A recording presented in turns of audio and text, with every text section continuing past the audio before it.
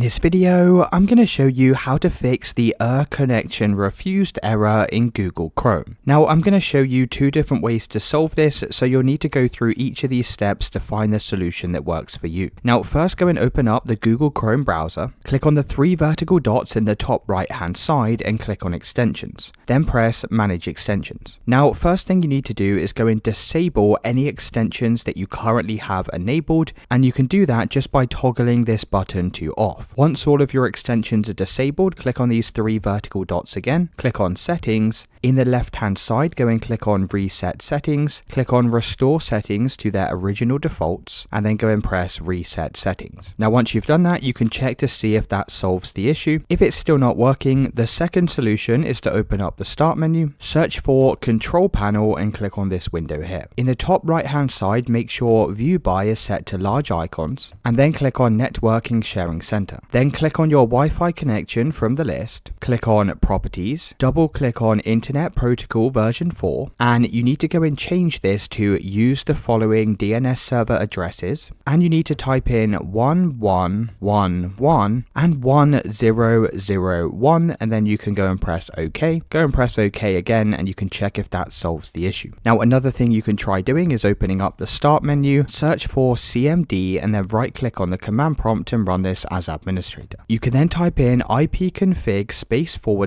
/release and then press enter. Then type in ipconfig /flush DNS and press enter. Then type in ipconfig /renew and press enter. Then finally type in netsh winsock reset and press enter. Now once you've done all of this, you can go and close out of this window, open up the Start menu and search for Internet Options and click on this window. Click on Connections in the top navigation and then click on LAN Settings. Now just make sure Automatically Detect Settings is turned on like this. You can then press OK and apply an OK. You'll then need to restart your computer, and that should have now solved the Google Chrome error. Let me know in the comments if you found this video helpful.